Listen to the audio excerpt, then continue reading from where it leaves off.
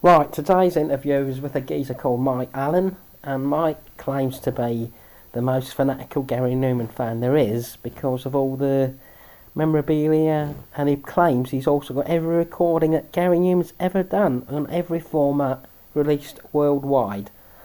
Hello, Mike, how are you? All right, mate. So, Mike, you claim to have every release. Where do you keep all the stuff? Oh, I've got a warehouse down in Lewisham. Keep it all in there, mate. Fucking shitloads of the stuff. Right, okay. So, I mean, how did you? I mean, you obviously you said you were a fan. Yeah. Just as we started this, before we started this interview, when did you become a fan? 78. Saw him. Wow, 78. Yeah, saw him to army. Playing some fucking pub in Acton it was. And I thought, that's not bad. And then I started going to all the gigs after that. I've only missed 60 gigs in the United Kingdom since 1979. Only missed 6 gigs? I've played all of the UK, mate. Every fucking one. Wow, now that is impressive. So, when did you start collecting the stuff? Did you just buy it as you went along, or did you just... I started collecting when, that I Die You Die came out, the Dutch stuff, all the multicoloured, yeah, there was hundreds of them. Yeah, I've got every one. I've got every fucking one. I've even got a beige one. And I bet none of your listeners have got that. Even those idiots at New Reference, I bet they don't have that. Or the guy who does his discography thing on Twitter, I bet he doesn't have that. Beige. I've got the beige one. Beat that, mate. Okay, well, I don't have any of them. So, excuse me. What's, would you say, is the rarest item you've got? Oh, what used to be a photograph, that was the one that everybody had, but, the German one, the deleted one. But it's not really that rare, to be honest with you. So you get a couple, about 80 quid now on eBay, stuff like that. But the rarest one I've got is a promo of Warriors, and it was going to be released in Chad. Chad? Yeah, Chad in Africa. It's the only Chadian one. Promo, never fucking released, mate. Never fucking released, and I've got it. Big sticker on it, funny writing, and it's from Chad. Yeah, something French as well. I think it's that lot speak French out there. But yeah, I fucking got that one, mate. So beat that, beat fucking that. Wow, now that is impressive. I mean, is it just vinyl or no, mate? CDs, tapes. I ain't got fucking 8 tracks in the loft somewhere. Every fucking thing. I've even got. I could have saw your interview. You interviewed that fire guy, the fireman for the Outland Fire. I've actually got a recording of him phoning the fire brigade. Now, how fucking cool is that, mate? I bet you be. No Newman fans got that. I have. I've got everything, mate. I can get everything. I had Intruder 6 weeks before it was out. I found it Intruder 6 weeks before it's out. I'm not going to play it again because it's shit, but I had it 6 weeks before it came out. Wow.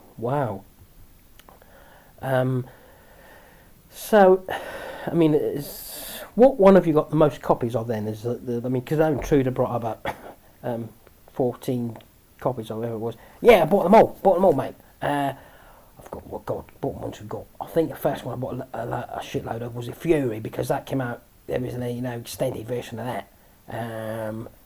So, got that one. I just love that album sleeve with the blue hair and... No, mate, you're thinking of Berserker. Oh, yeah, sorry, I'm always getting mixed up with those two. But, so, I've got everything, all the tour programmes, all the airline magazines. Remember them? Used to do those interviews with the airplane magazines. All that shit. Every TV interview's ever done. Got it on VHS. I stuck it on the DVD. It's now on my computer. I've got everything, mate. Everything. Wow. I mean, that really is impressive. And how is your collection insured? Oh, yeah, totally insured, mate. God, fucking hell, yeah, you need to get that insured. If I don't get that insured, I'd be, up there, shit creek, mate. Yeah, because there'd be certainly a lot of people want to get their hands on some of the stuff you've got, and there's probably some stuff that Gary himself has never seen. Oh, yeah, totally true. I mean, I've got a Nicaraguan 12-inch change of mind. You know what I mean, that's rare as fuck. Nobody's got that, I got Bill Sharp to sign that once. So, yeah, that's obviously doubled in value now. I just need to get Gary to sign as well, and then that's it. I mean, rarer as it is a Nicaraguan 12-inch, I'll change your mind. But to have it signed, bloody hell, what a fucking rarity that is. Yeah, sounds it, mate. So, do you, obviously you'll be excited about going back to Wembley next year. Yeah, but it's not going to be the same, is it? Come on, you know what I mean? Playing Wembley with a fucking, laptop and bloody Fenton. Take it, don't like Fenton then? Nah, I mean, come on. I think the gigs, although I'll still go to all the gigs, I think the gigs have gone downhill since he started doing all that industrial bollocks, I think Jim has probably a lot to do with it. And, I don't think the gigs have got the magic that they used to have. I think, I liked, my favourite era was probably 84, 88, really good gigs, more of a family atmosphere. His stuff wasn't getting played on the radio, and you felt more proud to be there. There was part of something really, really, really, really special back then. And I think that, those days are all, they're sadly gone now, mate. And I don't think we'll ever see a decent gig.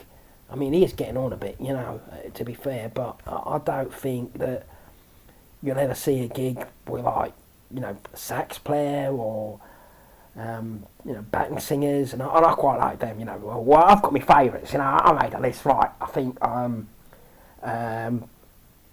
where was it? I think the nicest breasts was the Chalmers Girls. No, TJ Davis, I'd say the nicest tits. And then I think the best legs was Kathy Ogden. And I wouldn't get any of the others out of bed either.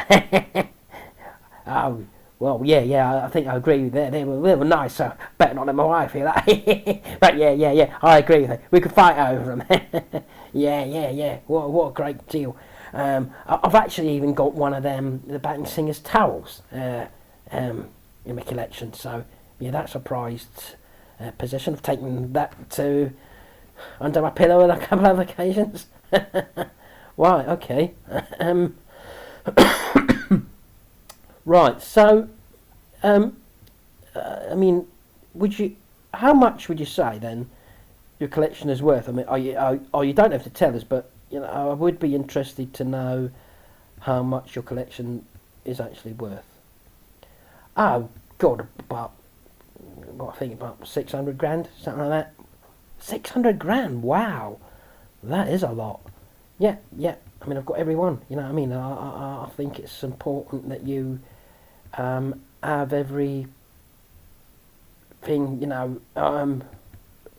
recorded. If you're a real fan, you buy the stuff.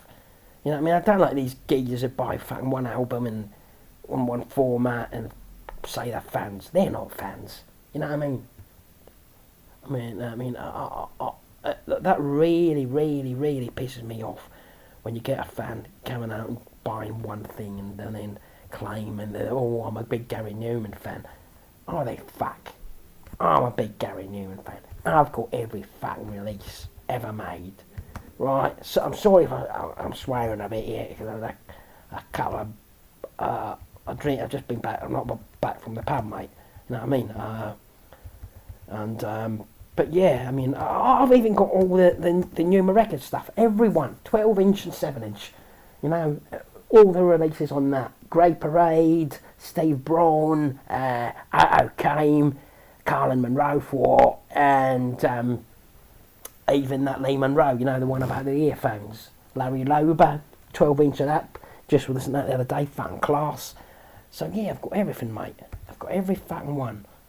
Wow. I mean, this is really... I mean, I'm a bit jealous, actually, interviewing you today with all the you know, the items that you own.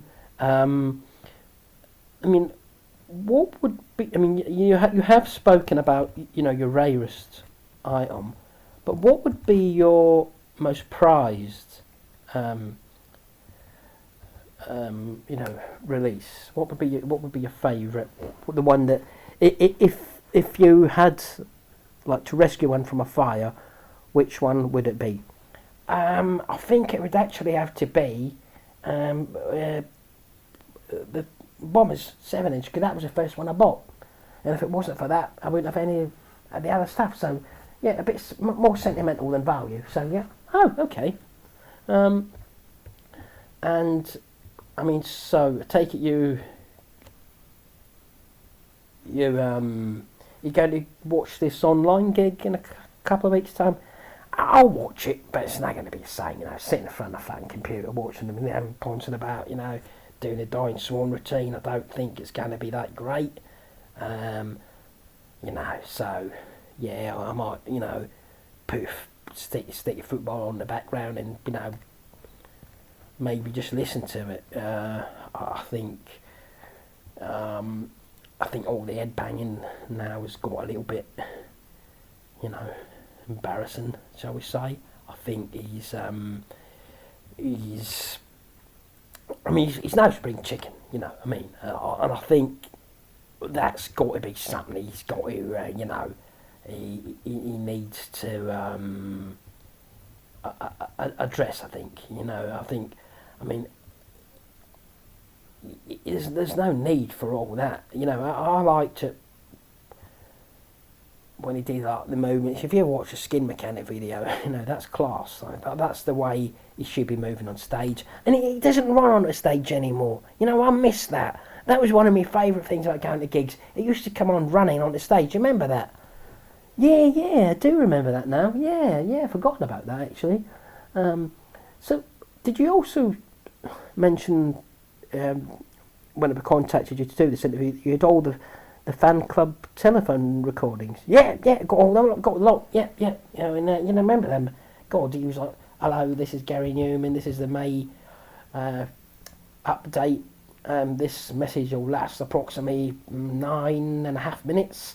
And then he would go and tell you about, you know, what he's been up to, what he's recording, and then there would be the competition line as well. You know, I won that. I went to the go-kart once, and I actually nicked his trophy.